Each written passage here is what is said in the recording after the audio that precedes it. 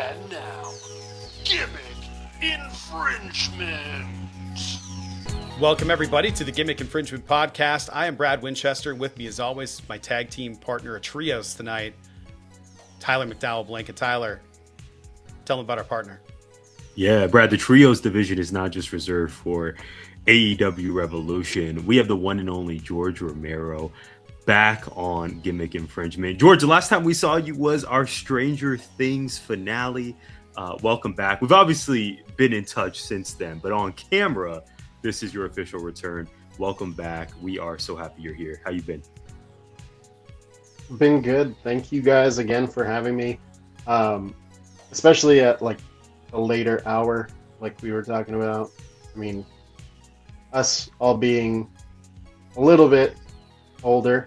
I'm not gonna like air all our ages here, but I mean, bedtime generally is like an hour and a half ago.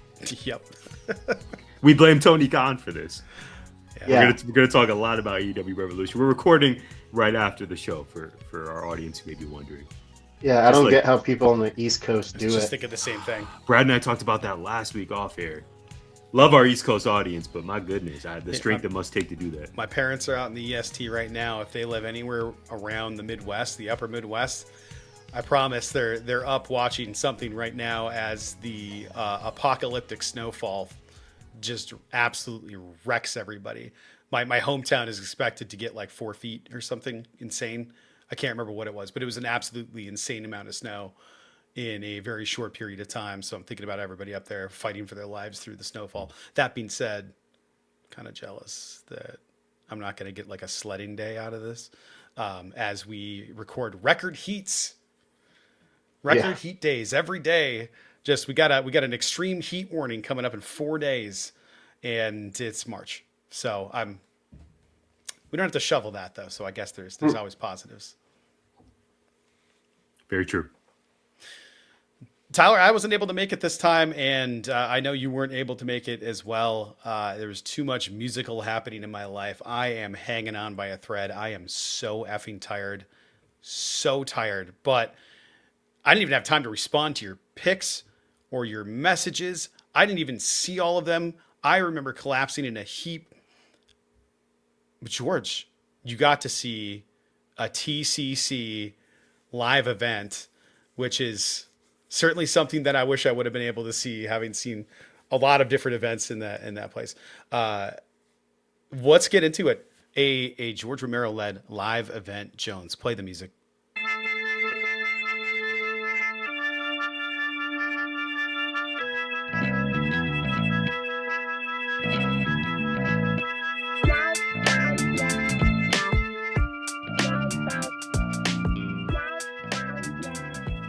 Yeah, and I'll jump back in for this one before we officially kick it to George. George, like Brad said, you attended AEW Collision. AEW made its Tucson debut on March 7th for this show. By my count, this was your 4th or 5th AEW live experience. But it's been a minute since wrestling occurred at the Tucson Arena, or the aforementioned. I think it's the 4th. It's the 4th. Okay, I was thinking about that before we jumped on the recording. I knew it was 4 or 5. George, now the show was headlined by Konosuke Takeshita, who I'm sure we'll talk about when we get into our Revolution takeaways discussion very soon. The show was headlined by Takeshita versus Claudio Castagnoli. How did this experience compare to your previous ones in Phoenix? Give us all the dish, give us all the dirt. How was Collision for you in the TUC? No, it was really fun. So it was kind of a mixed bag of our first time ever going to AEW, where they recorded ROH first. Like they did 2 matches first, and that's where I sent you guys. I saw Sting's son. Like that's what brought the crowd up. Was like he was the first guy coming out on ROH, and he actually he looks just like. It's crazy, right? Yeah. Yeah, it's like throw some face paint on him and it's Sting. Yeah. But no, it was really, really fun. It wasn't quite as packed as I wanted it to be, but I understand it's not WWE. But all those that went I think were really invested in the product. So that was kind of cool. Like, but there were at one point TK did come out and like address the crowd, and then also asked to see like if there was any newcomers. This is their first time seeing AEW or their first time uh, like being at an AEW show, and it was pretty much like half the crowd that was saying, yeah, like Cool. which I was like, that's really cool. Like, bring this audience in, and you actually get a really good show. That's something that I think was a big selling point, at least for me, was the card. Like, even though they didn't release all of it pre-show, like even knowing that FTR was going to be there, FDR and the Rascals, like I was like, okay, that's worth it. Mhm. And then Claudio and Konosuke Takeshita, I was like, okay, this is definitely worth it. Like, even if it were just those two matches, I think we're going to be good. Mhm. And For sure. actually, they've done this to us a couple times in previous shows. They release some of the card while on air, so the people in the actual arena don't get to see. So Tyler actually texted me before we even knew in the arena that we were going to get, who was it? Timeless Tony and Mina versus Oh, cool. or Yes. the Timeless Love Bombs against. That's right. What's their new name? The Divine Dominion?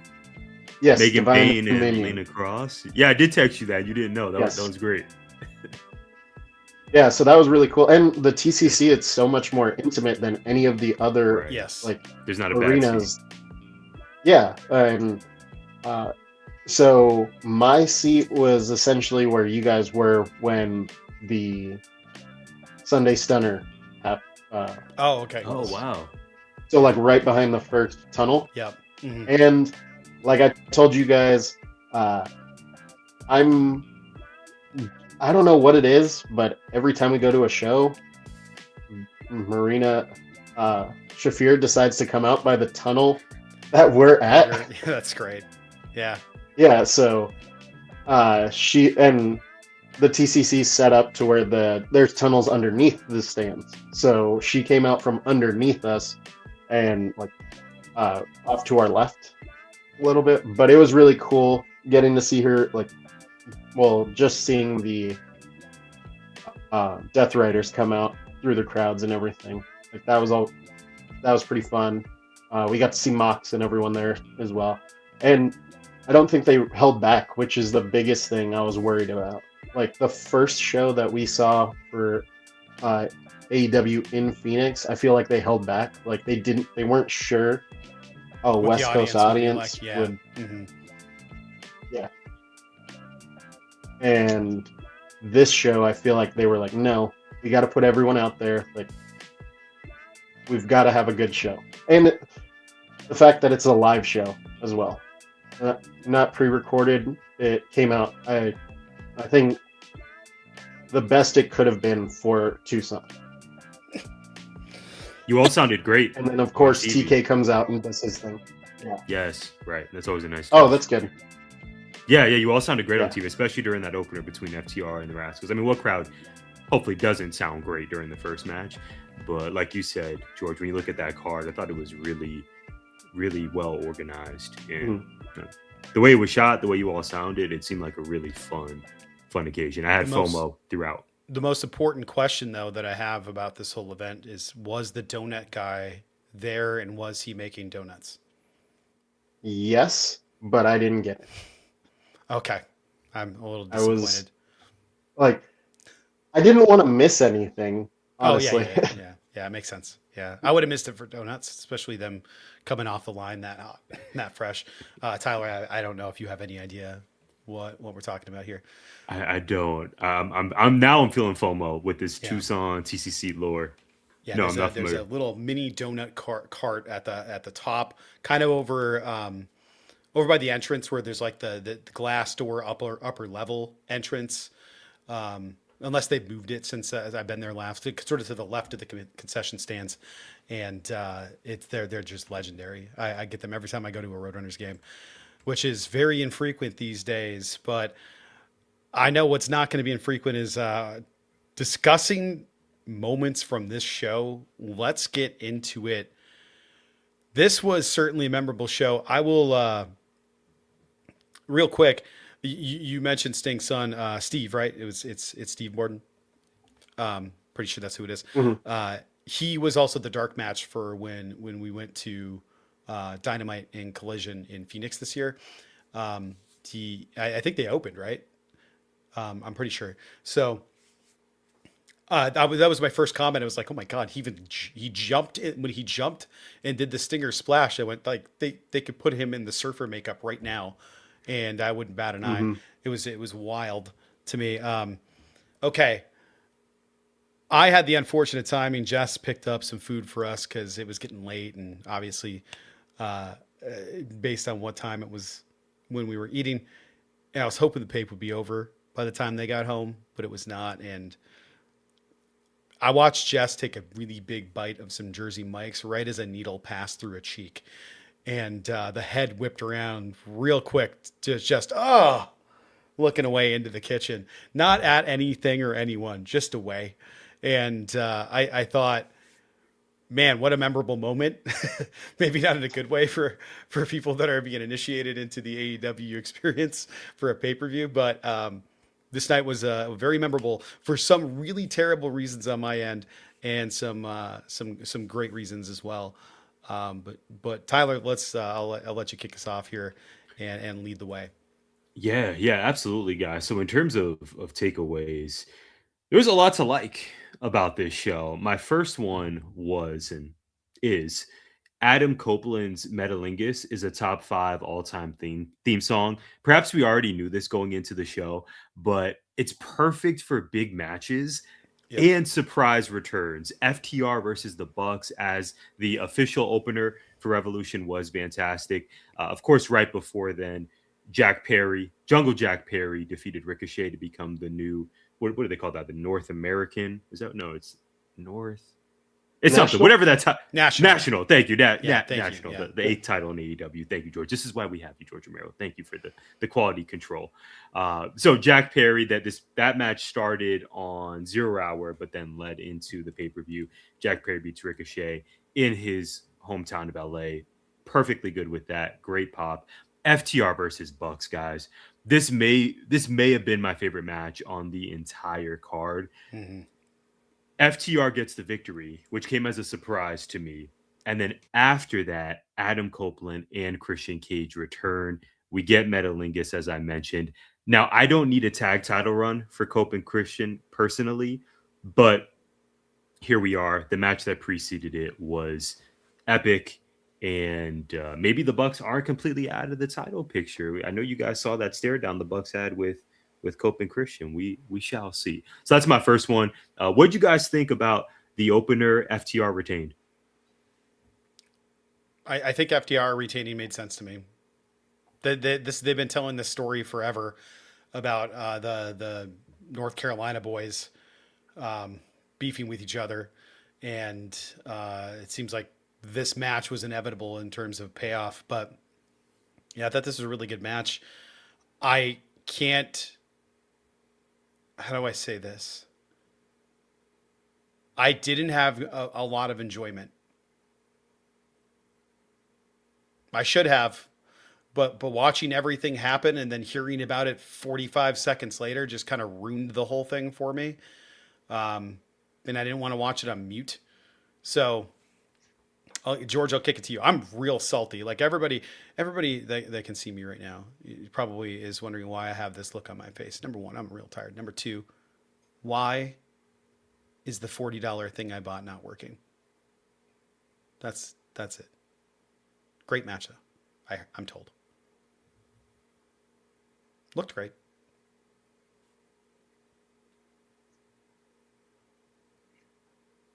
Yeah, it's the right move in my opinion. Like FTR retaining, doing their thing, going forward. But I don't know. Like I'm with Tyler. Doesn't necessarily. Like, I don't need to see Cope and Cage, right? That was what was on his shirt.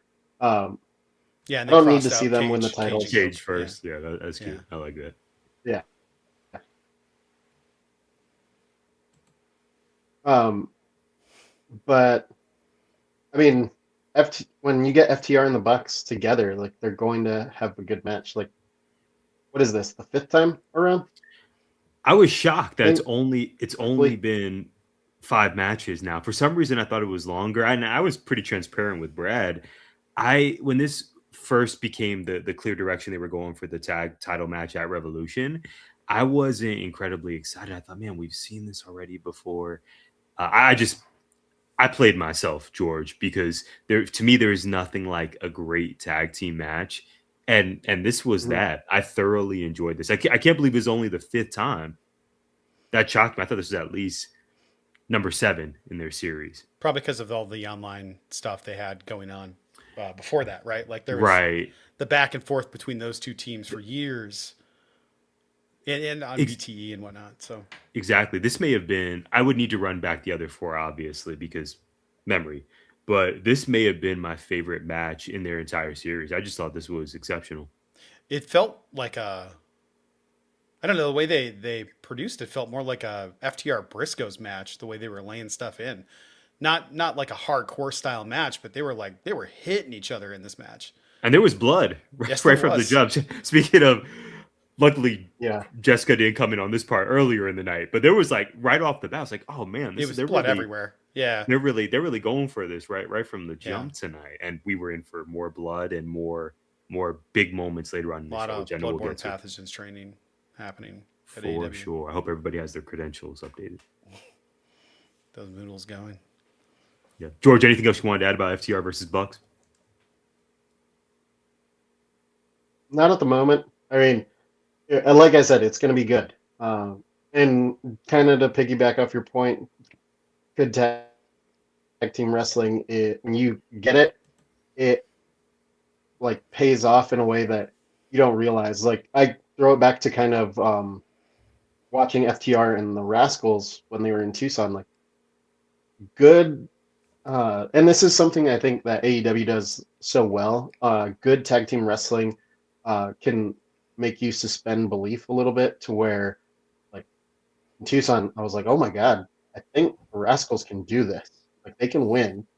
And even tonight, like there was so much back and forth. Like, oh man, I think the Bucks could actually win or should actually win, but they do such a good job of telling a story in the ring that I think comes through almost every time. For sure. The Rascals are great. I need to see more Myron Reed in action, but it was an exceptional signing. It is an exceptional signing for AEW. Okay, next guys, I'm gonna lump in 2 matches here. Willow Nightingale defeat. Oh, I'm sorry. My apologies. Willow Nightingale, in terms of my takeaways, was perfectly booked on this show. Now, during 0 Hour, she defeated Lena Cross. She successfully retained her TBS championship. No surprise there. But eventually, on the main card, the Babes of Wrath, Willow Nightingale and Harley Cameron, lost to the Divine Dominion, Megan Bain and Lena Cross. Guys, I thought this was perfect for Willow Nightingale to get the victory during 0 Hour. And then Dominion attacks her afterward, setting up the injury angle for later in the night. But of course, Willow being the mighty, courageous babyface we know her to be, she is not going to back out of the tag match. She doesn't want to disappoint the fans. She doesn't want to disappoint Harley. So she goes out there and she ends up taking the pin, and her team loses, and we have new women's tag champs. This was perfect because she's a double champ, and eventually, if you're a double champ, you're going to run into a situation like this.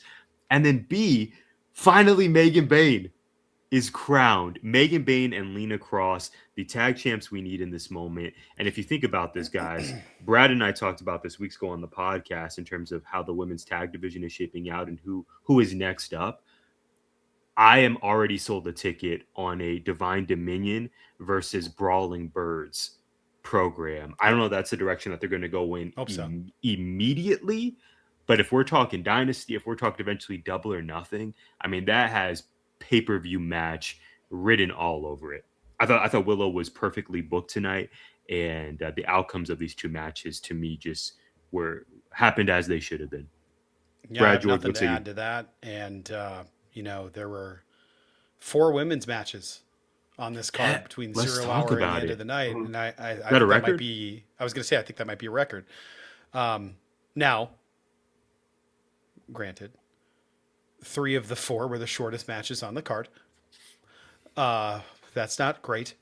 But one of them was a best of 3, 2 out of 3 falls matchup, Mhm. which was, not the shortest match of the night. I'm looking at it real quick here and going like, all right, so I think aside from the other women's matches, it was longer than the Trios title match, and it was longer than the Tornado Trios match, and longer than Swerve and Brody King. So it's not like they didn't give them time to work, but I thought Willow was booked, like you said, perfectly. And honestly, I thought Divine Dominion was booked. All of it was great. All of it further stories. It made sense. Like, it was all very good. George, Yeah, what for say you? sure. Um, yeah, nothing really to add. I did think it was funny that Tony Schiavone on commentary was like, "Hey," uh, or who? No, it might have been someone else, but they had said Megan Bayne. This is her third time challenging for the tag titles, and her third different partner coming in. So I think like I that just missed kind of that. shows Yeah. like That's an interesting observation. Wow, yeah, it's and I true. think it just reaches back to kind of where Megabad was like what they were supposed to be. I think they were supposed to be the first team that took the titles off of Oh, 100. Babes of Wrath. 100%. If Mhm. it wasn't for the Penelope injury, that Yeah. that seemed like a Bums layup. me out, man. Yeah, Yes. and then Marina with Megan kind of, I mean, it's a cool tag team, but they don't mesh together the same way. And then, yeah, this iteration I think is going to be so much better. Like, I think she's going to do really well with the titles. And like you said, I'm just glad she has gold. Like she had been needing Yeah. something, like some, yeah, she doesn't. You see what the talent she has, and we've now seen her live a few times.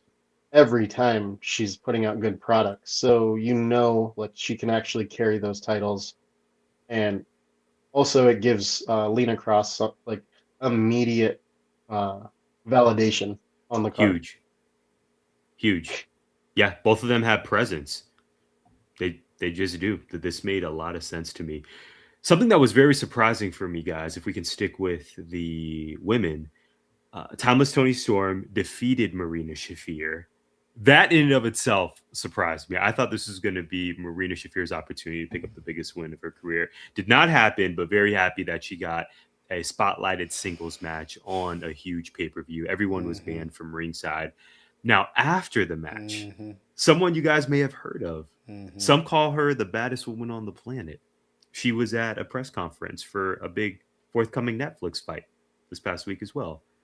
Ronda Rousey, before she fights Gina Carano this summer, she is back in AEW. I recall she previously made an appearance in ROH a couple years ago, but she appeared in LA at AEW Revolution following Tony Storm's victory. She came out, she distracted Timeless Tony Storm just for Marina Shafir to hit Tony Storm with the cheddar biscuit, the shot.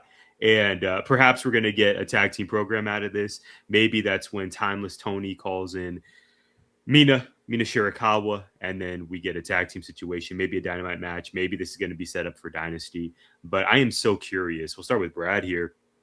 Brad, what do you make of Ronda Rousey popping up?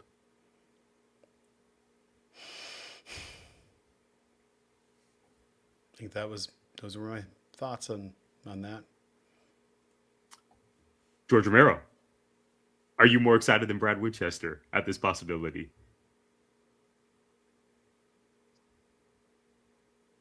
Um, Not really. Wow. I don't know. It's just I me, was guys. kind of with you. I was with you, Tyler, and thinking like my first initial thought was, doesn't she have a fight on Netflix that she has to get ready for? Sure does. I saw the presser. Like, and again, like that is a real MMA fight that is happening. Shouldn't you dedicate everything to that? I would think, at least. Not that you, it's just two different worlds. Like MMA fighting and AEW wrestling, or like professional wrestling, I would think, and or like two different preparations. So, I mean, I'm okay with her being there. I don't think she necessarily adds anything to Marina. That like, I think Marina, the way she's booked, needs to get better because she's like she's supposed to be the most dangerous woman in Yes. AEW. Yeah. Why would you have Why her do you need to fight bring? Tony? It doesn't make any sense. Have her fight Marina. Like have the two Yeah. MMA fighters actually go in the ring. That's something to like. It was Ronda and Shayna. Like that that made Hmm. sense. Even the way Nat's been booked, Natty and Ronda would have been really good. The way Natty's booked now in WWE, like I could see them doing that something with Ronda Rousey and Marina Shafir. That could be really interesting. Instead, we're doing Tony Storm and Ronda Rousey. Like I've never wanted anything less in my life. Yeah. And I wonder if there's a big show for HBO Max coming up. You know how we were in the building, Brad, as you mentioned earlier, for Dynamite Maximum Carnage. Mm-hmm. This is giving, oh, there's going to be a big show coming up, a big Dynamite perhaps, and Ronda Rousey being on the card maybe will add some extra shine to it, There you given that go. she's already in the spotlight for the Yeah, Gina Carano fight. maybe they call it the merger.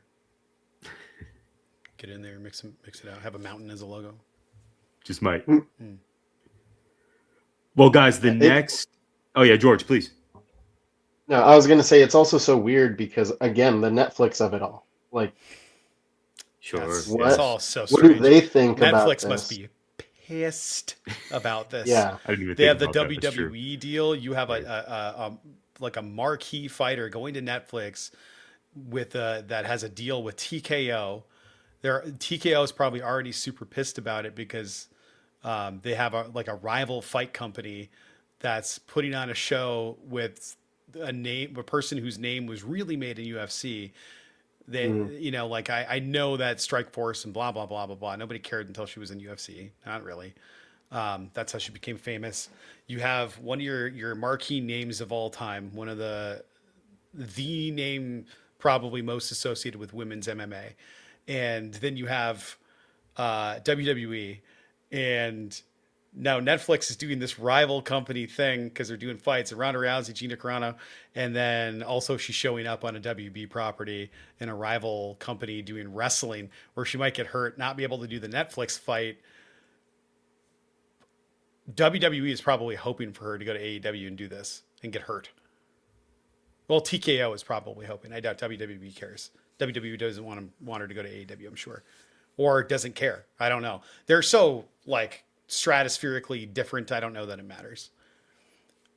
That so is a weird parallel. So stay with me. Charlie Cox recently did an interview. He's the actor that plays Daredevil. That he went to see Spider-Man: No Way Home and snuck into the theater in the back because he was excited to see the audience reaction when Matt Murdock walks in to be Peter Parker's lawyer and like catches a brick with his one hand that gets thrown through the window. It's one of my favorite lines in that movie. It's like, how did you do that? I'm a really good lawyer. I love that so much because it's just so silly. And the audience, crickets, nothing. And he just sat in there embarrassed and sad the rest of the evening. He was mortified that nobody cared that his character showed up. And I think that there might be this thing in the heads of fans of certain properties where everybody's paying attention to everything, but I don't know. I just don't think that's true. If Ronda Rousey shows up in AEW, I don't know that there's even a ripple in the pond for WWE audiences, especially globally. Mhm. Yeah, guys, well, we'll continue on the card here. And I this did actually enjoy the dead air, though. I've been enjoying this, yeah. Fortunately, my takeaway aligns with where we're at on the card, and that is the AEW Continental Championship. Brad, we called it. Will Ospreay is back, and of course, he's coming for Mox. Now, before that, I would be remiss if I didn't mention this match ruled. Mox, Takeshita, what else would you expect? Hard hitting, decisive victor. Mox ends up choking out Konosuke Takeshita. Takeshita did not tap, but Nope. He did not respond, and thus the ref called the match. Now, after Takeshita has a moment of doubt, should I walk away? Should I shake the outstretched hand of Jon Moxley? Takeshita ends up doing so. It seems like we're getting closer and closer to a full-on Takeshita babyface turn. I'm not saying he should get jumped out of the Don Callis family, the DCF, but it seems like we're charting a new path as we get closer to the summer. A new path for one alpha, that is Konosuke Takeshita. But guys, the talking point for me here, aside from the spectacular grabs, of course, was the return of Will Ospreay. We spoke about it last week on the pod. We consistently kept seeing those vignettes for Ospreay. It just seemed like a no-brainer that he would pop up at this big LA show.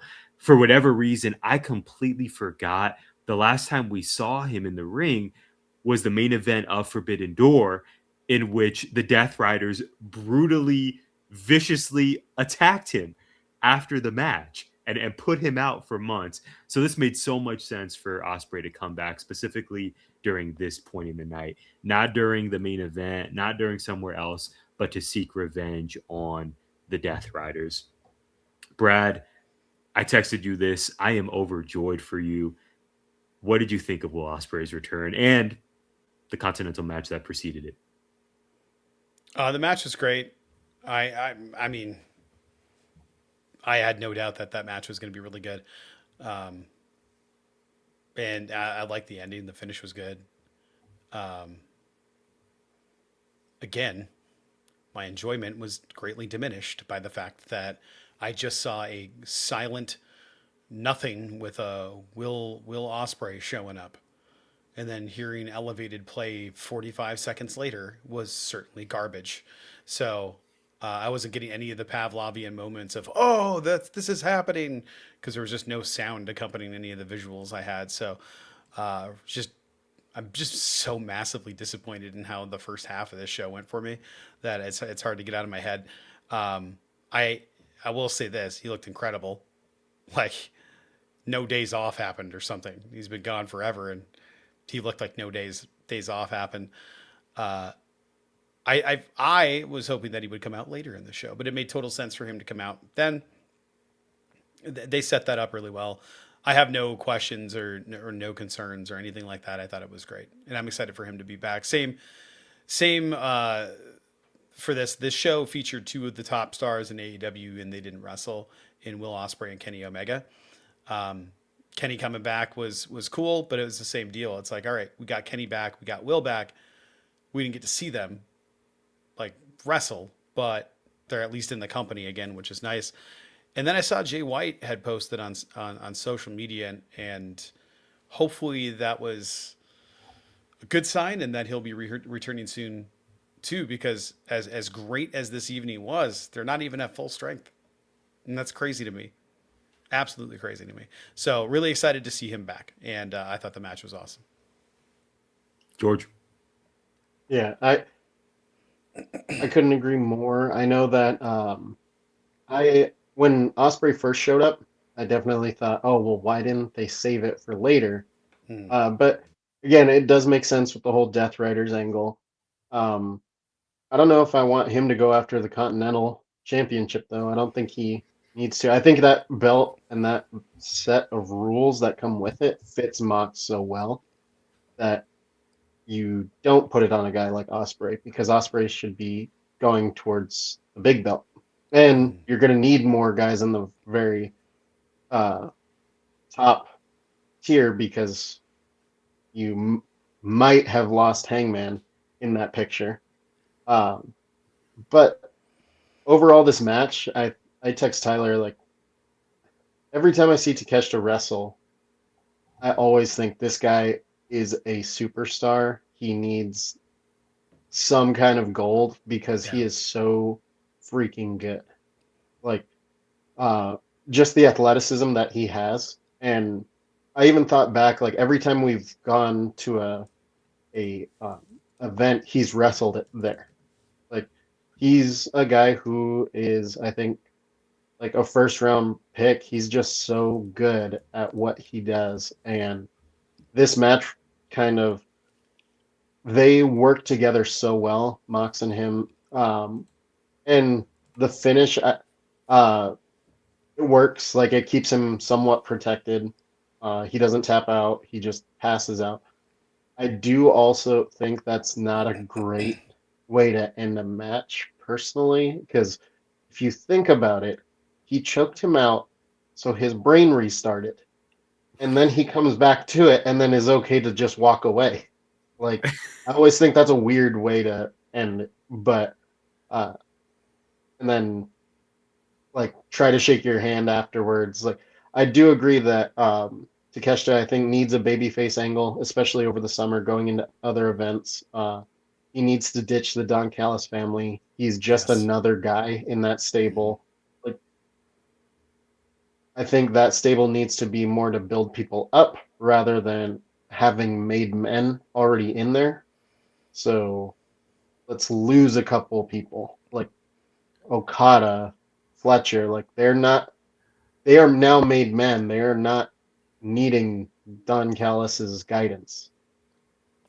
Well, George, to your point, it's pretty incredible, and Brad also alluded to this in terms of where we're at with the roster. I continue to marvel at the fact that you have Konosuke Takeshita and the protostar Kyle Fletcher. Yes, we will say his full name on this podcast. You just have them waiting.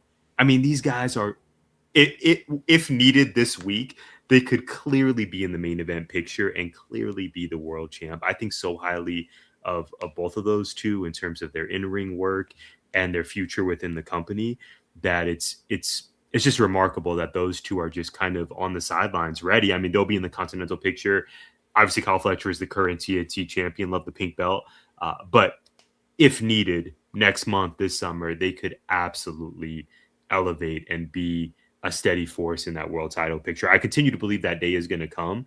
We just know that we got to get the Will Ospreay reign by the end of All in London, which I'm not mad at. I want that desperately.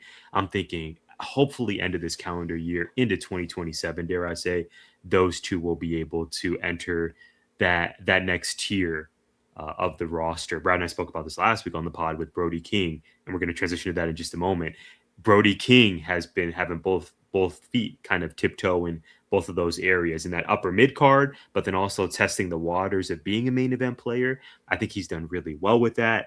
I actually, looking at the next match on the card, I am surprised that Swerve Strickland won. Perhaps I shouldn't be. It makes total sense for him to beat Brody King, especially with this new heel arc that he's on alongside Prince Nana. I was just really hopeful that Tony Khan and company would see the clip we put out on YouTube and maybe just hear our case for Brody King picking up the surprise victory in his home state. That did not happen. I really enjoyed this match. Talk about styles making fights. I was just really intrigued heading into Revolution, guys, to see how these two would mix it up together. And I want to loop this in with the following match and then hear what you guys think about both. This match was awesome. Swerve Strickland again gets the victory. By my recollection, because this was several hours ago, I don't recall Swerve winning by nefarious means. I really love when a heel simply wins because he busts out 3 house calls in a row because he was just the better person on that given night. Next match on the card was Tekla defeating Chris Statlander in a 2 out of 3 falls match. Now, unfortunately, this match did include some shenanigans. It included a ref bump, I believe, for Paul Turner. And then I loved when Tekla took off his belt and then brought it in the ring. And then, of course, the Sisters of Sin come out. I didn't need all that. I am elated that Tekla is still champ. She's done phenomenal work this year. I am also very intrigued to see what's next for Chris Statlander. I don't know why we got rid of her old music. That was a total bop. I love that. I'm not really sure what her character is or who her character is right now. She's been very candid on the interview circuit as well about being in this point of flux, if you will. So I'm incredibly intrigued to see what's next for her as a character, because I would imagine that she's taking a bit of a break from the AEW Women's World Title picture. The match was fun. I didn't need all the chicanery at the end. I get wanting to protect her, but I tend to enjoy more of what we got from Swerve versus Brody in terms of a more decisive finish in that regard. Brad, I talked about two matches that I'm assuming you enjoyed on this card. Swerve defeated Brody. Tekla defeated Chris. How did these two land with you? I thought they were great. I thought Swerve beating Brody was a surprise. Like you, I thought Brody was going to win. I thought he needed it more, but it did set up Prince Nana bringing in the cinder block and Kenny coming out and setting up the next big match. Sure did. So cool, I guess. What's Brody do next? I have the same questions there, because every big match he's been in with a belt where it's not a tag match has been like, he's not going to win that. I have no reason to think he can beat anybody anymore. Wasn't that long ago that I mean, it's probably like 2 years ago now, if we're being real, but I feel like I remember him losing to Hologram, and I don't know that he's ever. I don't know if he's ever going to have singles gold in AEW the way that they've booked him as a single star. Swerve doing the house calls. I have a question about that in a sec, but I thought this Tekla versus Chris Statlander match was great. But like you, what do you do with Chris? Where she go from here as a character? You mentioned that you were glad that there was no tomfoolery happening in the Swerve and Brody King match, and that Swerve simply beat him. When tomfoolery is allowed, are you okay with it? Because MJF won without any tomfoolery. Yeah. But it was a dip kick. So right. Yeah. One in a Texas death match. Right. But nobody else got involved. It was just MJF. Just which also, so there were this may be a record number of surprise finishes for me on this card. We have some more that we'll talk about, namely the trios match. Right. Brad, not to steal your spotlight, but that also surprised me. I thought maybe Wardlow's going to pop back up, maybe Swerve. Yeah. I for sure thought Swerve was when they mentioned his name on Hangman tonight. I thought for sure that we were getting Wardlow when they were like, well, Wardlow cost him the match last time. Or I was like, oh, he's coming around the corner. I had this whole plan that I thought about this past week where, okay, Swerve is clearly recruiting Kevin Knight. There's been teases of maybe Swerve is going to try to get a faction again, but this time Sands. I'm trying to remember the two dudes he was with before. Parker Boudreaux. Oh my gosh. And Trench. You guys remember? Yes. So I thought we were going to right the wrongs of that era. I thought maybe Kevin Knight was going to turn heel. Yeah. But that did not happen, and MJF just simply won via, as you mentioned, the kick to the family jewels, and then the other part that he did, that the hangman, if you will. But I know we'll get to that in a little bit. I do want to ask you this, because I didn't get to ask it for the Takeshita thing, and then I guess we'll almost anything. When did they raise the hands to count? When did they not? Why is Takeshita just dead? He's just a corpse, and they're like, no, ring the bell. And in any other match, someone's getting picked up, they raise their hand and let it drop, and you get to the spot where I'm coming back. My hand didn't go down, and you can watch me fight. No, he's just like, no, he's a corpse. Like, where's the? I don't understand that ever, because sometimes they do, sometimes they don't, and it never makes any sense because it's not consistent. Makes me crazy. So I remember vividly, like, thinking that actually, like, a few months ago, like, especially because I remember as a child when The Rock would pull that spot. Yeah. Of like, no, I'm like powering up. It's classic babyface move. Too. Yeah, pretending to tap. Yeah, and then no, I actually thought of it when Cena tapped out.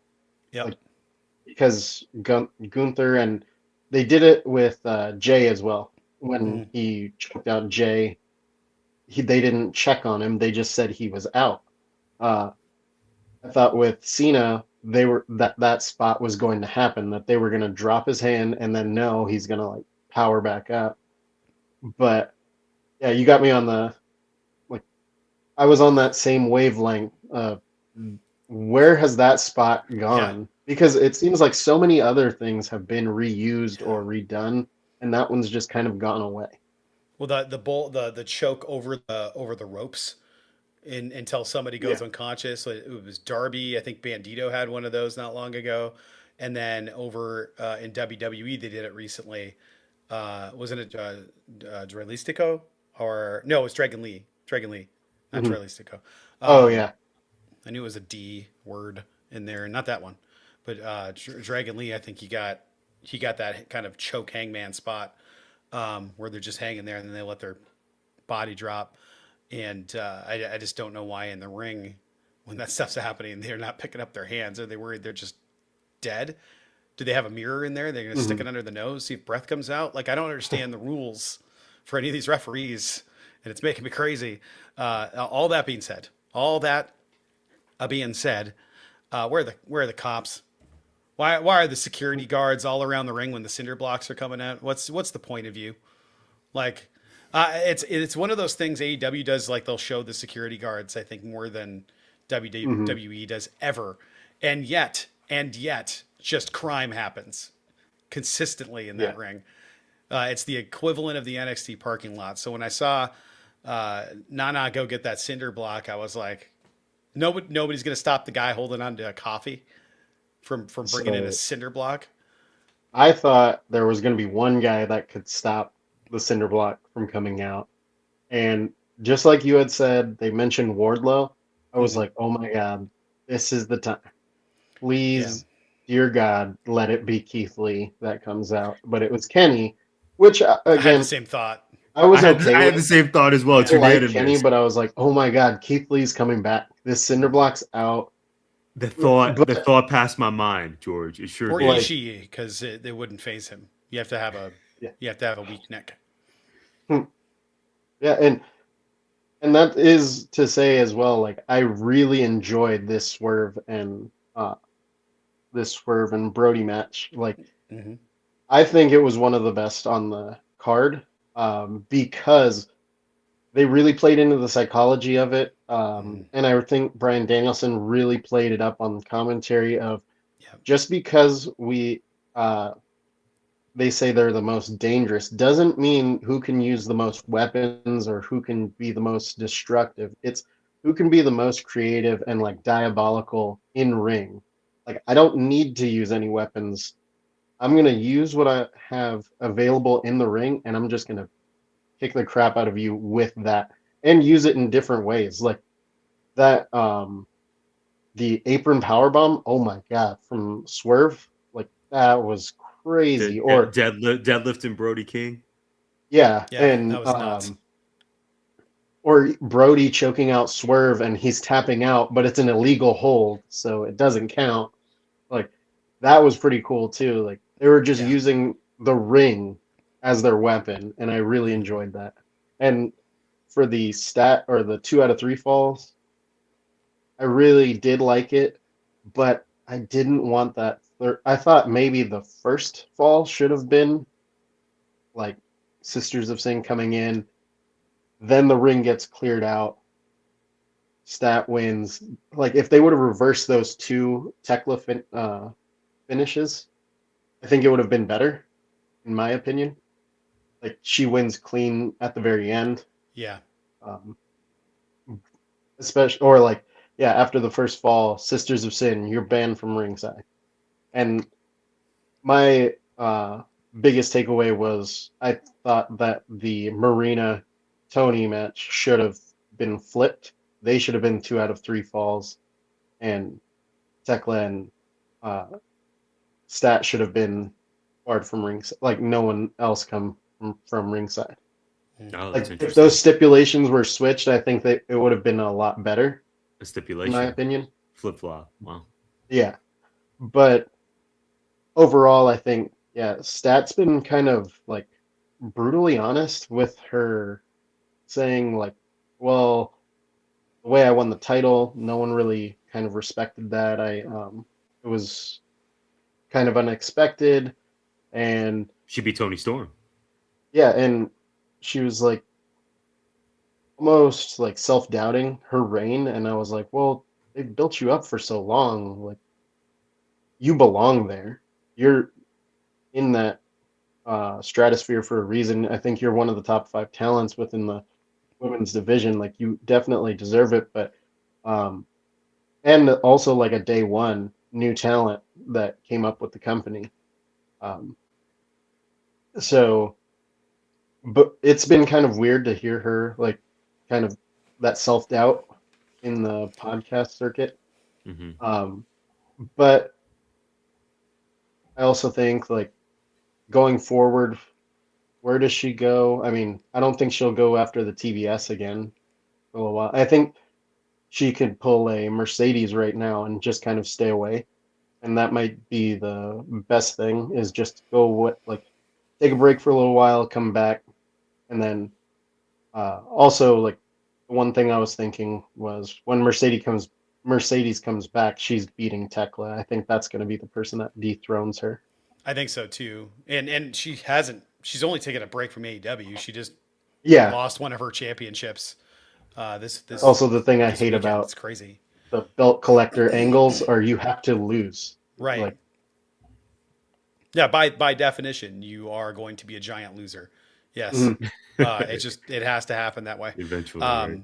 I think that the I okay. I totally understand why Stats on podcast saying she has self doubt. They did build her up, but they never pulled the trigger on her. They pulled the trigger on her like 2 years later, after they should have done it initially. They just waited way too effing long. You remember when Private Party was stratospherically hot? They didn't pull the trigger. They waited like 6 months too long, and then by the time they won the championships, nobody really cared because they had cooled off so much, and then they had a really bad run, and we've seen them once. Yeah, and Since then? to no fault of their own, it No. sounds like you're arguing for Brad creatively. Just It was like, booking oh, wise. the Hurt Business are here. Yeah, they're gonna take those titles off Private Party. That's just how we're gonna immediately end take this. them off of you guys. Right. Yeah, and that's fine. It makes sense. Like they're giant human beings Right. that are known killers. And they were in Tucson. I think it says something. This is not to shade George at all, but I think it says something. George, you saw Private Party in Tucson, and we didn't even talk about it. I didn't bring it up. They won the $200,000 4-way tag match. 200,000. Yeah. Awesome. Glad to see him on TV. But to Brad's point, that just kind of speaks to in terms of just how some talent have cooled off over the years. Again, by and large, if not fully to no fault of their own, Private Party, they returned a few weeks ago, was really exciting. And then they win a match on Collision. And, we speak about Collision for 7 minutes and don't even bring them up. Damn, that's tough. Yeah. I love Private Party. Yeah. I love Zayn. Private Party is awesome. Well, even watching them in ring, I was like, oh my God, these guys are so good. But oh yeah, Gin and Juice is a fantastic finisher. Great name. I was also like Awesome. nudging my brother because he's the one there. I was nudging my brother saying like, oh my God. Is that Private Party? Is that Private Party? Yeah. Yeah. I was like, well, Tell me Private you Party's here. We're going to get And them over. yeah, on this when they podcast. first came out, I was like, oh my God, is that Private Party? But and after that, it was, Let's go. dude, that's Dalton Castle right there. Like, Yeah, you did. Planet Peacock's That's in the right. building. That's Like, right. I remember Planet this. Yeah. Peacock. So many talented people on the roster. Sheesh. Boys. I love wrestling. So good. Brad, we can add And anything we else? gotta- I got excited when you mentioned Private Party. Yeah. well, hopefully that brings back some of their like, their heat. They get the Tyler rub of maybe going to the top of the card now. Maybe. Yeah. I just remember the days of them defeating the Young Bucks in the inaugural tag team championship tournament. I was like, oh my gosh, these guys are so different and they got a bright future. And then FTR, just Yeah. yeah. And again, Cope and Christian are now ascending and they're probably going to get that tag title run. I don't think Private Party is quite back there yet. So we shall see what happens. Guys, in the interest of time, I want to kind of mix in these next 3 matches together and let you know my quick thoughts. And then we will get to the main event that we alluded to earlier. So the next 3 matches on the card were Mystico and Jet Speed. Maybe Mystical Speed Jets. We'll work on a trio's name for them. But they defeated the Don Callis family. They are the new AEW World Trios champions. This shocked me, guys. Shocked commentary too, apparently. It sure did. They were like, oh, it was really funny. I pop for this. And then following the match, you get the Mystico is All Elite graphic. They play Mystico's full theme song and then some, and the crowd is just showing all their love. And this was a blast. You knew it was, heading into the show. I absolutely adore Speedball Mike Bailey and the Jet Kevin Knight as performers. I'm thrilled that they have gold again. That was kind of weird that they were tagging with Hangman, and we were in the building for that, Brad. It was Powerhouse Hobbs's last night. Yep. It's just kind of interesting how we got here, but I'm super intrigued. I would imagine this means that they'll take the titles outside of AEW, maybe mix it up in CMLL, which I think would be really fun if that does occur. But it was great grabs here. You have 6 incredible talents, all very different from each other. Don Callis family members being Okada, Fletcher, and Mark Davis. Yeah, this was a blast, surprising outcome for me. And so I surprised myself that I was absolutely here for it. I loved the decision to put the gold on Mystico and Jet Speed. The match after this, I know you guys will have thoughts on. Andrade El Idolo defeated Bandito. I had so much fun watching this. The pants removal for both guys. The gimmick where Andrade takes a selfie with an attractive woman in the audience and maybe puts his phone number in with their consent, of course. The chemistry that these two guys have. I don't know if they've fought before, maybe in Mexico, maybe elsewhere, but my goodness, the feats of strength in this match, the spectacle of it. There were Lucha Libre chants. This is one of my favorite matches on the card, bar none. And then the next match, the one that preceded the main event, Darby Allin, Orange Cassidy, and Roderick Strong defeated the Dogs. This new trio in AEW, that is, of David Finlay, Gabe Kidd, and Clark Connors. Guys, I wanted to mix these 3 together for this conversation because I don't know that there was another stretch of 3 matches that I had more fun with on AEW Revolution 2026. This was completely unexpected. I loved how these were laid out, the pacing, the placement on the card. I already shared with you my thoughts on the trios match and the high flying and the acrobatics and everything. Andrade El Idolo versus Bandito, maybe the best worked match on the entire card. And this match really surprised me. I wrote in my notes here in preparation for our podcast, here are the moments I loved. Clark Connors spearing Darby Allin through the ropes early on in this match. Absolutely brutal. Yeah. Roderick Strong as an underrated hot tag. I know this was Tornado Rule, so it wasn't a hot tag, but I don't know if there's a better hot tagger when someone is just in their bag, coming to save the day in the ring. He's a machine. He is a machine. Mm-hmm. And then finally, and then I'm going to kick it to you, Brad. Finally, the LA crowd was up this entire night. Shout out to them. They mixed the F Don Callis with the F Ice chants. They understood the assignment. Salute emoji to them. And they definitely understood the assignment here because while Roddy was firing back up, while Orange Cassidy was doing his thing, Darby Allin is in the corner with a chain wrapped around his neck to the turnbuckle. So the LA crowd, seemingly in unison, tells Orange and Roddy via this chant, please help Darby. Please help Darby. And I thought, yeah, wait, Darby is in the corner. I love the cool tag offense, but you got to help your man. He's definitely choking on this turnbuckle. So I was just shocked at the highs of these 3 matches. Again, I thought the placement was perfect, and I just enjoyed the heck out of each of these matches for very different reasons. Brad, what say you? I thought it was shocking that the trios titles flipped. Andrade and Bandito was the match that I thought was going to be the best match on the card. I don't think it was, but I thought it was darn close. I really enjoyed that match. It was so good. It's what I expected it to be, and hopefully people were like, wow, that was really good. That was worth the price of admission. I don't... do you remember Forbidden Door 1? Vaguely. Okay, I know you have the poster poster. on my wall. Yeah. I know that you have the poster up. I know Orange Cassidy was on that card. Mox, CM Punk. Miro, Malachi Black. Ah, yeah. Clark Connors. it was supposed to be Ishii for the All Atlantic Championship, Yes. but Ishii got hurt, and it was Clark Connors, and With we the all cowboy hat and went, "Who is Clark Connors?" And then he went in there, and we were all like, "Holy shit, Clark Connors really good. This dude's real good." So thinking about where he was when we saw him the first time, to spearing Darby out of his cleats by also killing him on the apron on the way out. Totally different thing. I thought that was really cool. Yeah, I don't know what to say. This felt like a setup for Forbidden Door kind of stuff. These three Mhm. being this force that's very much a New Japan force. There's a bunch of CMLL stuff on this card.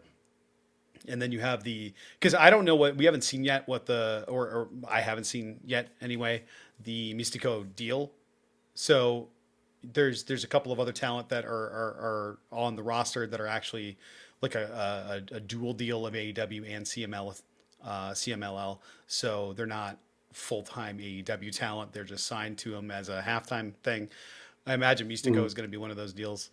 But that's cool because it means we get to see him more in AEW, which is always fun. But I thought that was probably the big takeaway. Other than that, that match was crazy.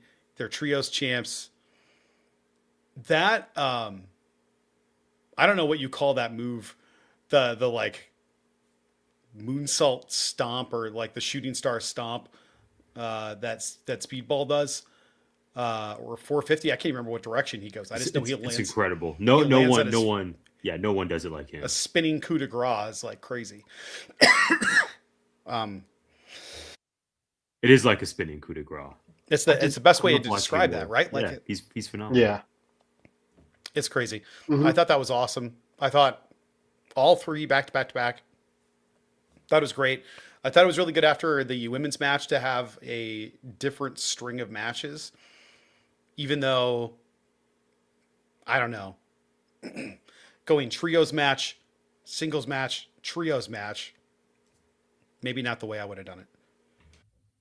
They were pretty close together for sure. And for a match that was giving, this could be a main event on Collision, the Dogs versus OC, Roddy, and Darby. I was just very impressed with what they did, given that they were in the spot before the main event. I was incredibly impressed. George, what say you? Yeah, I like the order that they were in. Like again, I do think that this pocket of matches was like really good. Leading into the uh, main event, the first trio again. I don't know, nitpicking. I guess if you flip the two, why not have the champions go last prior to the big belt? Like, why have the trios for nothing go second over the trios for something? But different, or I guess just my brain works differently when it comes to that kind of booking. But Mystico and Jet Speed, when they had won, I was initially kind of like, what do we call the Mystic Jet Speed? Like, that seems cheap. We need a good name for them. And I actually flipped during the match. I was when they came out and wrestled in the masks, I was like, that would be so cool if they kept that as their thing while they were trios. Like if Kevin Knight and Speedball only did that for the trios, like I was like, that'd be so cool. And then when and then the next match, I was actually like really excited for it. I knew they were going to do great work in the ring. I was actually really excited that they didn't do this for the ROH World Title because I don't want Andrade to be stuck in ROH when you want him on the main card, like main AEW card. So I kind of figured when they didn't add the title that Andrade was going to win, which I was okay with. And then the Dogs and the pseudo conglomeration. I actually, when the Dogs were here too, like I just think Gabe Kidd's a superstar. Like he's gonna be a top guy in the next few years. Um, he also works super snug. Like one of the chops that he hit, oh my God, like you could feel the vibrations, I bet like I thought that was a of, Willow's chop during yeah. the 0 hour. yeah, her and Lena. Yeah, Oh, Gabe yeah, Kidd's different. even Brody King, his was pretty Yeah. terrible on Swerve right before Swerve hit him with the pump kick. Maybe it was just like that corner that was mic'd up pretty well, but whew. Um, no, the dogs, I think like they're going to be the ones that take the trios titles next because they're the heel trio that's like up and coming who could actually put in some work with those. And then I know it's been like a conversation for the past 2 weeks why Finley chose here or AEW rather than WWE, and I'm glad they did bring that into commentary as well, Yeah. uh, like mentioning that. Hmm. Um, Yeah, I didn't realize his but pops has never been a world champ before. mhm, It's wild. yeah, and I was just really, uh, yeah, going into this main event. It gave me vibes from Double or Nothing. Like they wanted the palate cleanser right before the main event. Like they wanted to give you something a little bit more fun right before they send you into like the real show, I guess, or like truly the main event. Yeah, well, George, that's a perfect transition for us. I am going to do very little talking here because I want to hear what you guys thought about this Texas death match. MJF defeated Hangman Adam Page. Hashtag and still. And of course, the stipulation being Hangman Page can no longer challenge for the AEW Men's World Championship. Guys, there was blood. There was Dory Funk inspired gear, Dory Funk inspired tights from MJF. Hangman was awesome. MJF was great. And MJF defeated the Cowboy in his own match. Brad Winchester, what did you think of this main event? I thought it was great. I thought it was awesome. I was entertained the entire time. They tried new things. I thought um,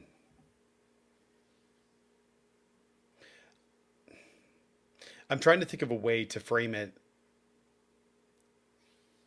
You know, AEW has something for everybody.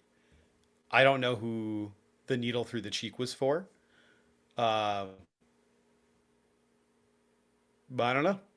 I don't know. I thought there was a lot in this. It all mostly made sense to me. Um, it was fun for the crowd to be like, "Oh my god, I can't believe he got up for however many times it was going to be." Um, and there was a lot of really icky spots, but this felt like it's going to be a really long time before they can have these guys fight again. Because what are you going to do after a 46 minute and 20-second, according to the Wikipedia page, a 45-minute match where we had light tubes, barbed wire, broken tables, broken glass, needles, staples. Like I just what else? What else are you gonna do?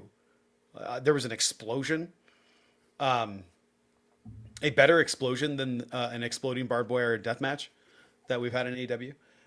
Speaking of belt collectors, and it was great. I don't know. This is the end of that feud. I don't think they can ever wrestle ever again, ever, ever, ever, You don't want them ever. to pull a FTR versus Bucks, announce it was the last one the last time, and then Yep. a year later fight again. Run it back. You know we're gonna get Oh, like it's gonna be like if KO can wrestle again, we're probably gonna get another Sammy match at some point. So, like mm-mm. I understand. It's just this needs to breathe for years before they come back to it. Um, it was great, and now stop it. So I have questions about like how is he gonna get back in to the title picture because they'll want him back in there at some point. I would assume, unless he has plans to go somewhere else. Um, it won't be WWE, but Mhm. I think he made that really clear. He doesn't want to go there, but who knows? Punk said he'd never go back, so what do we know? Um, I think maybe they rename it. Maybe it's getting renamed. I don't know. Or maybe he's just going to be in another titles picture because he hasn't really been in the TNT title picture. He's never been in any of the other ones. And International or national. yeah, sure, all Atlantic.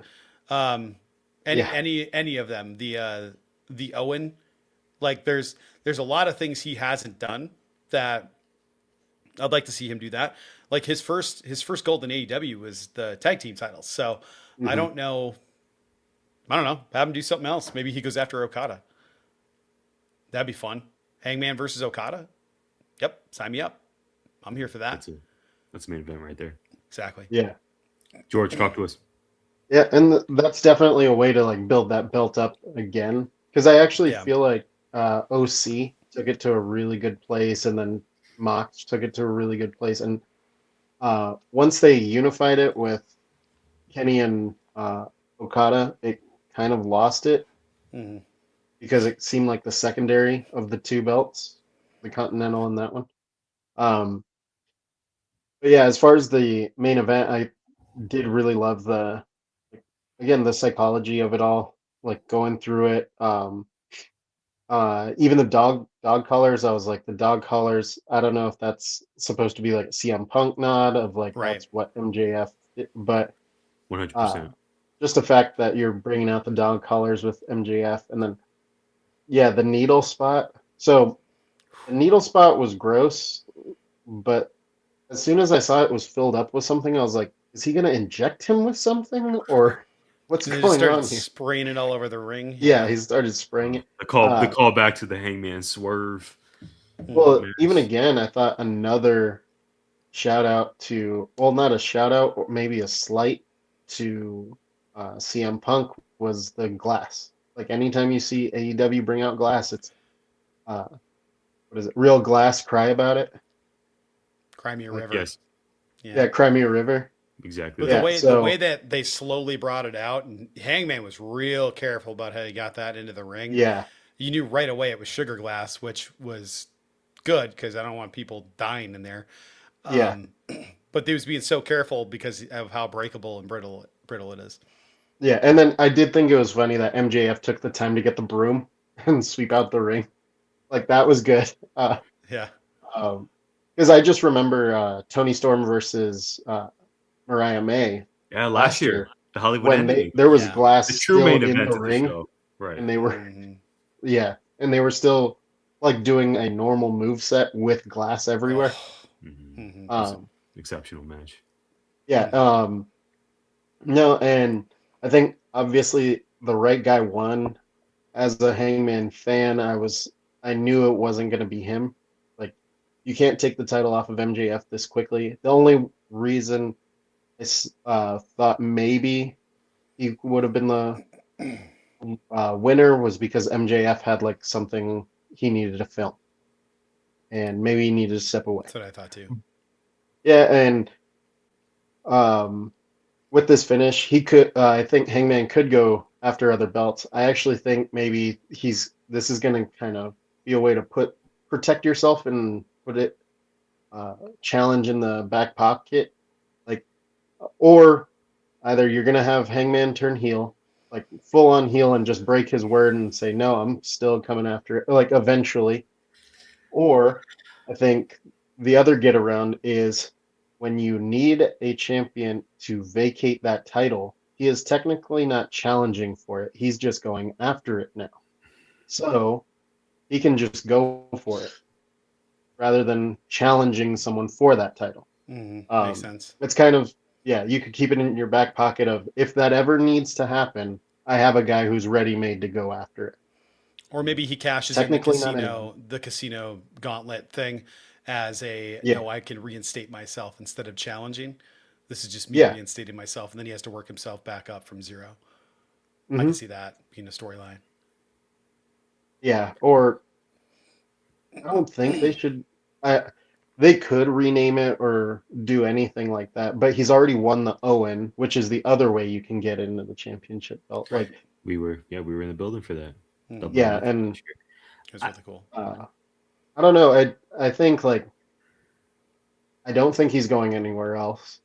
So maybe this is just a chance to kind of explore a little bit more of his character, or just find different ways for him to be a bit more involved. Again, international, the Continental, TNT. I would actually like if he fought the Don Callis family and came after the TNT or the Continental, Okada or Fletcher. Like those would be really good programs.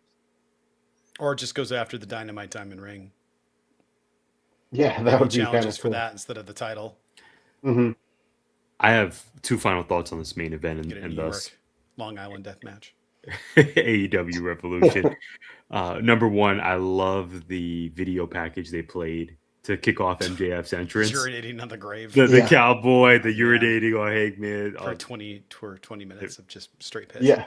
Yeah. I actually thought Hangman's my screen tomb. froze. I was like, oh my God. So good. And my second thought is hearing what you guys think about possible next steps for Hangman. I'm still so curious at the decision to add the stipulation to the match. I would have to think, given the cachet that the Hangman character has developed within AEW, arguably the main character of AEW, although MJF would disagree with that statement, there has to be a plan for what they're going to do here. I would have to think the powers that be learned from what this did for Cody, this stipulation, and how it kind of, I don't want to say it sabotages AEW run. I think that would be a little bit dramatic, but it just seems so unnecessary. And I think led to Cody kind of being in his own Codyverse within the company creatively on screen, that I would have to think, whether they follow your path, George, or what you laid out, Brad, that there has to be a plan for why the stipulation was instituted. I don't know that the match needed it. Maybe it sold some extra tickets. Oh, if Hangman loses, this is it for him to be AEW World Champion. I think they really have to treat this character with a lot of care because of the cachet he's developed, because of how invested we are in Hangman's story. Even when he was doing nefarious things, like we were still rooting for him because we understood why he was pushed to the brink. And I just don't want him to be some sort of diabolical heel who is just a liar and is just, I think this character is incredibly special, and they've clearly, the performer, the powers that be within AEW, they've clearly taken the time to make this character something incredibly special, something just so specific to AEW and the charm of AEW. I just hope that there's a plan moving forward. I really have to believe that, particularly with this character. We shall see. Maybe he hires Smart Mark. Smart Mark Sterling. Smart Mark Sterling comes out. Premier athletes and company. Yeah, exactly. He's gonna come out. I just hope they treat this character. I heard you need a lawyer, and then he comes out, and now Hangman Adam Page is in charge of the Premier Athletes. Oh gosh, guys, if I may just stay on the topic of hopes, it is time for one of my favorite segments on this podcast. Another edition of Hot Take Tie. Let's hit the music.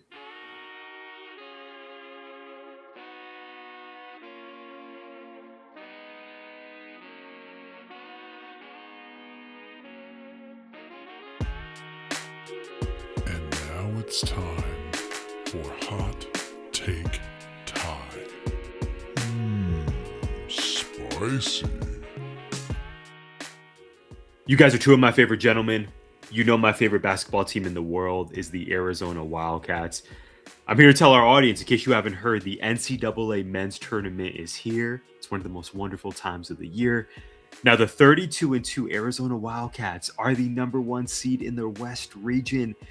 And I am convinced, Brad, George, this is the best Wildcat team I have seen since I began following Arizona.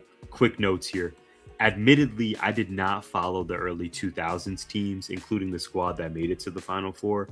However, as I've shared on GI, I was a junior in college during those TJ McConnell years. Arizona made the Elite Eight in back-to-back seasons. They were the number one team in the country for several weeks. This is between 2013 and 2015.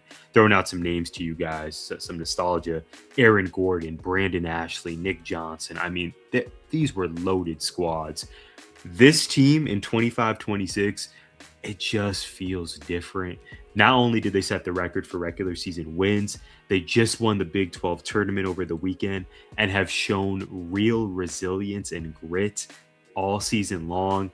I am all in. The Cats play LIU on Friday. The winner will play the winner of Utah State versus Villanova. Guys, I think this could be the year. I'm hoping so. Bear down. Initial thoughts on the Wildcats. George, I think we should start with you. You're rocking the hat and the shirt. You came prepared. Are you all in too? Oh yeah, absolutely. I've been saying this for a little while now.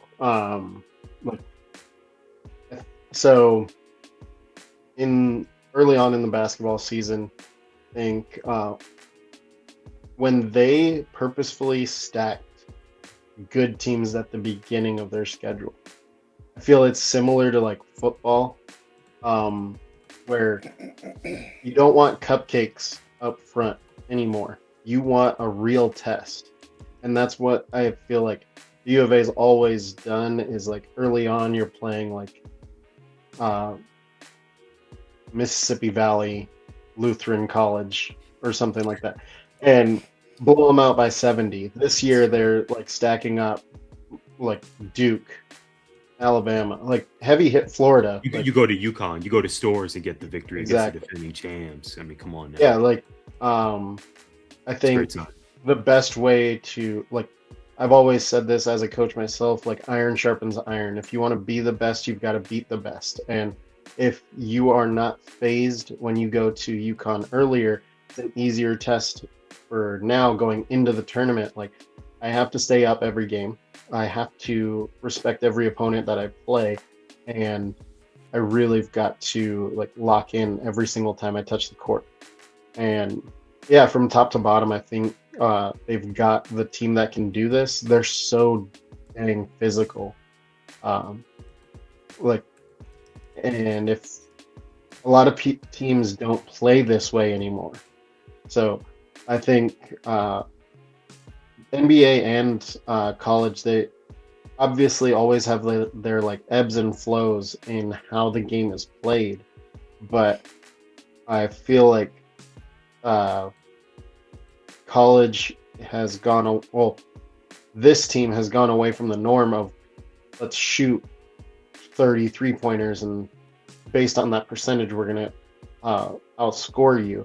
So they're going away from, you remember the Cinderella Butler team that made it to the national championship? Gordon Hayward, where they were just jacking up threes all the time, even in fast breaks. And then this team is, we're going to play essentially three bigs and get you into foul trouble early. Like, get you, like when they got into the when they played Iowa State and when they played Houston, like really that bonus plus means so much more if you get to it quicker. Like, what in the last 5 minutes of the game they were in bonus plus, so like it means something, and your players are in foul trouble, and like, I think they're just kind of hitting the right stride at the right time, playing the right game at the right time, and no one's really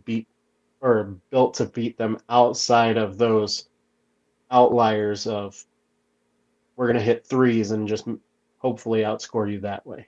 So that's what worries me, but I feel like they're pretty well equipped. Like, they've gone through the fire together. Like, they've been tested a little bit. They sure have. I have high hopes. There's something special with this squad. Mm-hmm. I was just going down a rabbit hole because I remember it. My brother was obsessed, and then because of that, I became obsessed. The '97 team. I was in 8th grade. I was still playing hoops, and that's the first time I remember a really good U of A team because I was like 14, 15 years old and super into basketball in the tournament. I remember having NBA 95 for my Genesis. It was it was a different time, but it's exciting, man. Like, it's, I don't know. I've been so out of the loop for the last 3 months of things. Looking at the tournament made me go, oh, this is going to be fun. This is actually something I'm looking forward to. So really excited. I'm hoping for the city because it feels like, for the last, like 25 years, 30 years. Yeah, almost 30 years. U of A basketball is like the Wisconsin football of basketball. they're there. There's a lot of good records, and they're there to ruin some people's tournaments, but they're not going to get there all the way. And this is the first year I'm like, yeah, they might do this thing. I sure hope so. I do too. I do, especially Mm-hmm. for you two fellas. For all of us, for Tucson, for the state, we will. I am sure we will be discussing it on GI in the weeks to come. One can only hope in the weeks to come. Dare I say? Bear down in the meantime, guys. We got to talk WWE before we get to what did we miss. I have one direct question for you two, and I am prepared to ask it. CM Punk is taking his ish to. I'm sorry, he's taking. He is talking his ish to any and every member of the bloodline who steps to him. I know you saw that on Raw. And Randy Orton turned heel in Phoenix. I completely forgot that SmackDown was going to be in the Valley, beating the brakes off Cody Rhodes. Brad, I wanted you to answer this question first, and we'll kick it to George. Which champion is in more danger of losing their title at Mania? Punk or Cody? Punk. I can elaborate. No hesitation. I'll elaborate by giving you my question, which is also direct. What do you think Roman's next reign is going to look like when he beats Punk? So part of it is because of reports that CM Punk has got a bunch of scheduled time off, several months off, heading up after WrestleMania, which to me suggests that he won't be champ during that time. So I'm going to say Punk. George, I want to kick it to you. What do you make of this? Will you answer both of our questions? Which champion is most in danger? And Brad is ready for that Roman run in 2026. Are you interested? Yeah, same thing. I think it's Punk. Although there is the element of like Randy going after what is it, 15 now? Mm-hmm. Although I do think like just after giving Cena 17 at last year's WrestleMania, kind of not as big. But also like Cody getting his ass whipped on TV. Like for some reason I was like, okay, Randy's definitely gonna lose at Mania after that. Mm-hmm. And then yeah, Roman, I feel like he's gonna win. They need to build that championship up more again. Like, I think it's kind of again sunk to that 1B, not the 1A, like that it used to be. Like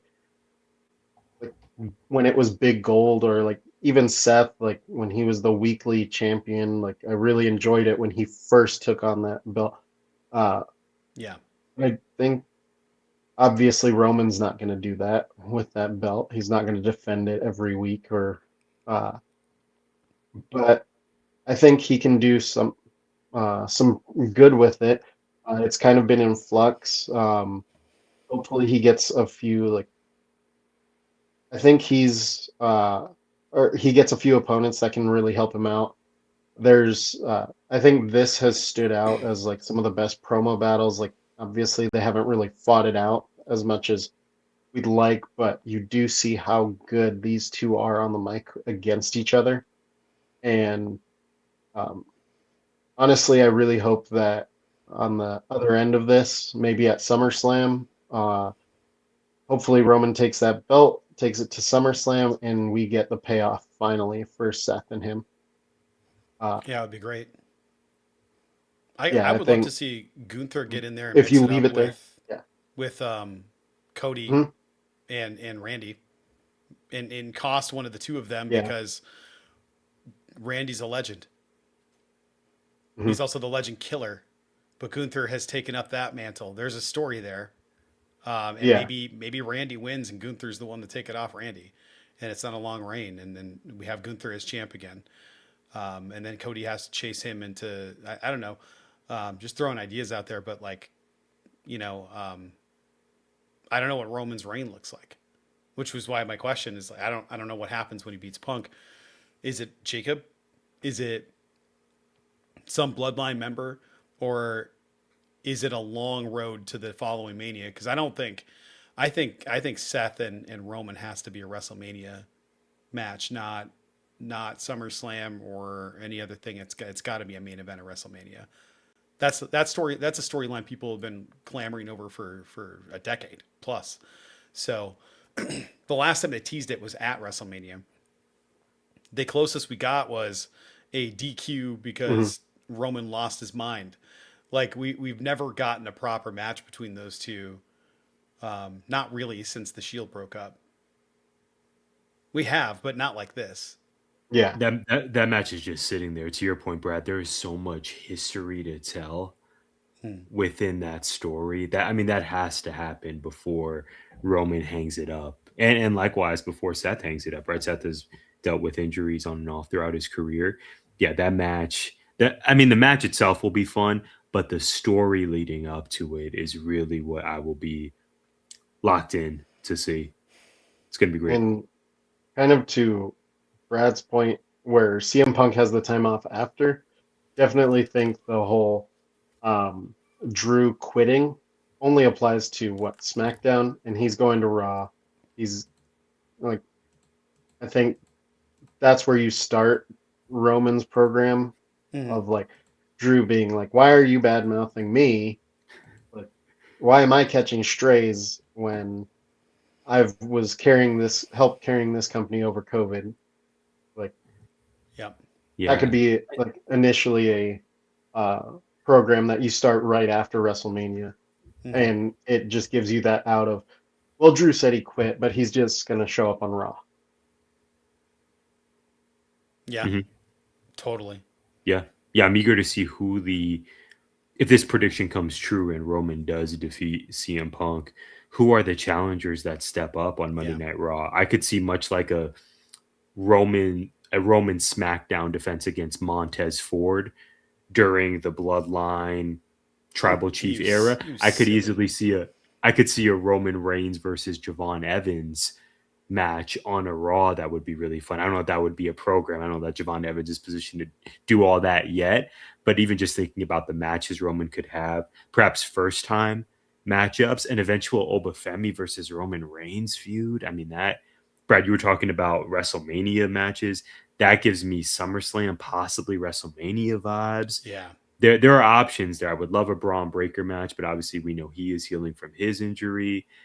I don't need Logan Paul versus Roman again, but there are possibilities out there for sure. I just hope that this is going to be a unique take on Roman as champ, right? It's going to be damn near impossible to reach the heights of what he was running everything for 4 years, but I think we can say he's a babyface at this point pretty squarely. This babyface Roman, what does that title run look like? I'm intrigued. I hope it would be just mixing it up with new opponents, getting the eventual Seth rivalry and the big Seth match. A Braun Breaker feud would be great. I agree with you guys. I think CM Punk is in more jeopardy to lose that Mania at this point than Cody is, but also we're teetering on potential Cody fatigue with the fan base. I really do wonder if the move is going to be Randy leaves night one with that title. But for now, I agree with you too. Yeah, I now want to see Javon Evans get caught in a guillotine. I'm telling you, Javon versus Roman would be tough, right? They put Javon Evans in some big spots. Let's have Roman really wrestle and pull out like all the stops against. When Leon Slater signs with the company full time, Leon versus Roman. Come on now. For the love of God, do not run back Brock and Roman for the 37th time. You know what's going to happen. George, please. Yeah. No. I hope that does not happen. That is not the move. They would never do that. Not with Logan Paul right there. On that note, guys, what did we miss, Tyler? Yeah, guys, I got 2 notes here. We'll stick with wrestling for the first, and then we'll go to Hollywood for the second. Ashe Wrestling is back this Sunday, March 22nd. New venue, same city of Charlotte, North Carolina. The show is headlined by the All-Father Darius Carter defending his Ashe Men's Championship against Prime Cedric Alexander. I say the champ retains. I am very excited for this show. As of this recording, there's been no information shared just yet regarding potential streaming possibility. But if there is, Be sure to follow Ashe across the socials. That's ASE Wrestling, ASE Wrestling, AsheWrestling.com. Any way to support Darius Lockhart and the crew, be sure to do so. We love what they do here at Gimmick Infringement. Go Ashe. And then finally, the promised Hollywood note. I entitled this Sinners Watch. Sinners was nominated for 16 awards at the Academy Awards, also known as the Oscars. Now, fortunately or unfortunately, they did win 4 awards. I was hoping they would win all 16, but we will take 4. We will take these. Most noteworthy, Michael B. Jordan left the Oscars with the trophy, with the gold for Best Actor.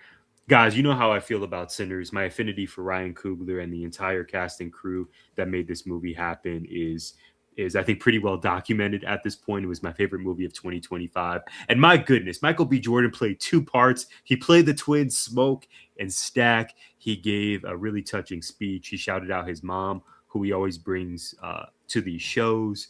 He is just he is who we thought he is. I love that he got this nod, and it's a really huge moment in a really brilliant career. So shout out Cinder, shout out Michael B. Jordan. I'll have to catch the replay of the Oscars because I prioritized AEW Revolution on this very busy TV night. George, what did we miss? I was actually going to bring up Sinners. Like I was kind of looking while we were talking. I just wanted to see if Michael B. Jordan won Best Actor. Yeah, I really enjoyed the Sinners movie. It does remind me similar to a few years ago. Well, I say a decade ago, when Django was up for Best Picture. It was like real heavy hitters that year. If you look at that year that Django was up for Best Picture, some of the best films of the past 20 years were all on there.